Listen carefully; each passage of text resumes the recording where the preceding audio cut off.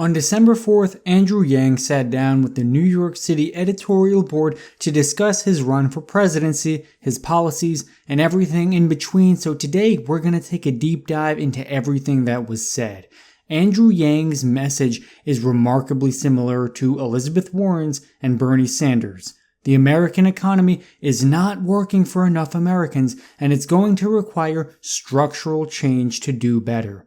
Where Mr. Yang differs, beyond his almost complete lack of government or political experience, is in his prescriptions, including his signature freedom dividend. Mr. Yang previously ran a successful test prep company and created the nonprofit Venture for America, which he argues is a strength, offering him fresh perspective and critical distance from the workings of Washington. He articulated a vision for the future of work, education, and technology for the nation. Come on in. Welcome.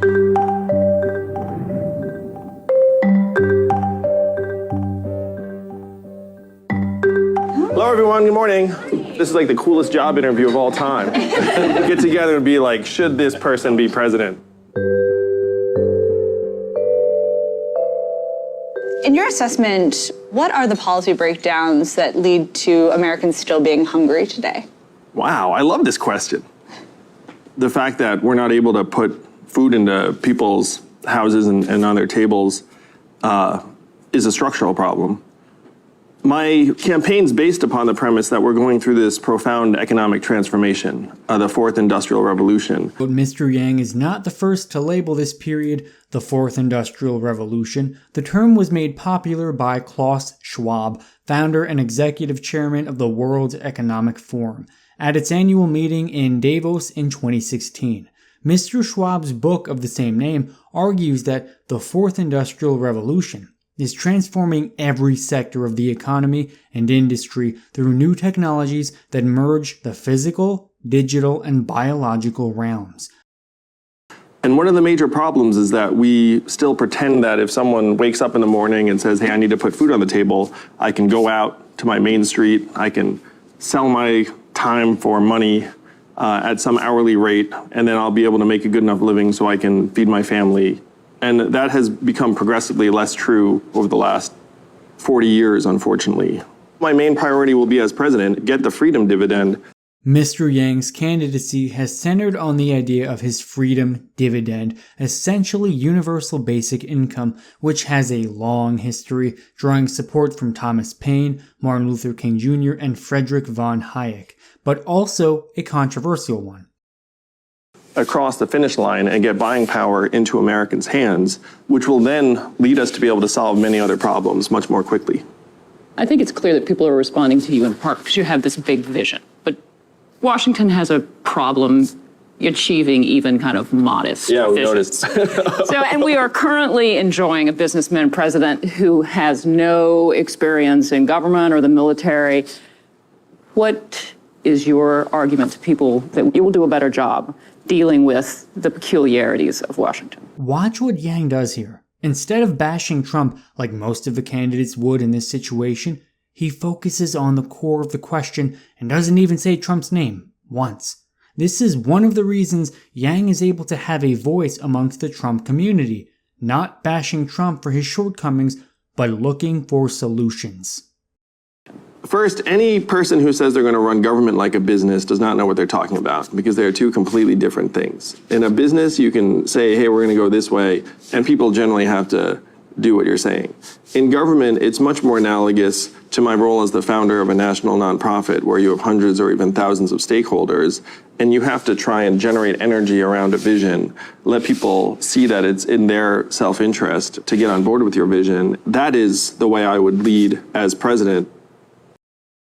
Mr. Yang told Vox's Recode that one of the reasons he quit Venture for America, the nonprofit he created, was because he realized it couldn't achieve the change he wanted at the necessary scale. For instance, it had fallen short of the 100,000 jobs he set out for it to create.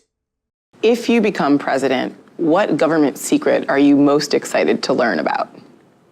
Definitely aliens, of course. That'd be my first question. I got in there, I'd be like, all right, let me see them. Who else besides you that you're running against understands the internet? I'm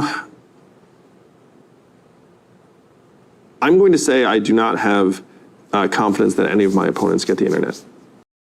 That is a fair analysis, Yang, and that is how the Yang Gang came to be. Not only does Andrew Yang understand the culture of the internet, he knows how to use it to his advantage better than any other candidate, and he has seen the rewards of that so far with an almost cult-like following with the Yang Gang.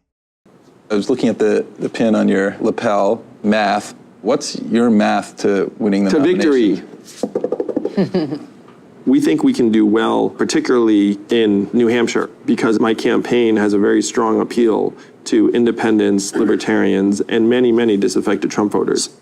I spoke to half a dozen Trump voters at my events in New Hampshire yesterday, and they said that they are crossing party lines to support me. All right, thank you very much for your time. Thank you all. Thank you all. We're going to make history together in 2020. Now tell me what other candidate on the way out of his sit-down interview with the New York City editorial board would scream, "We're all gonna make history together in 2020." But this is the exact reason Yang has stuck out from the rest of the crowd for so long. He isn't afraid to be different.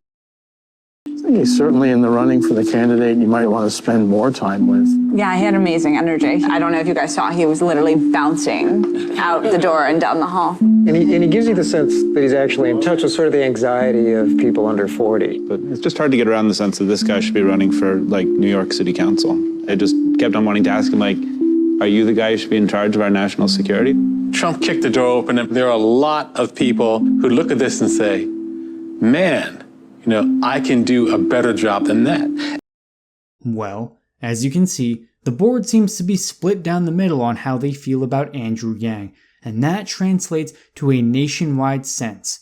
As well as half the people that hear about him instantly love him and everything about him, well, the other half seems hesitant on if they think he has the ability to run the government and defend our country. And I think this can go back to an age-old misconception: kindness equals weakness. Many people perceive Andrew Yang as some pushover who isn't willing to put his foot down when he has to. But this is far from the truth. Just take a look at when the MSNBC media black happened and Andrew Yang was quick to put his foot down, and when you hear him talk about public affairs, you quickly realize that Andrew is not a pushover. And I have to tell you, I haven't voiced it to you, my colleagues, but I've thought that several times myself. I'm serious. I thought, shit.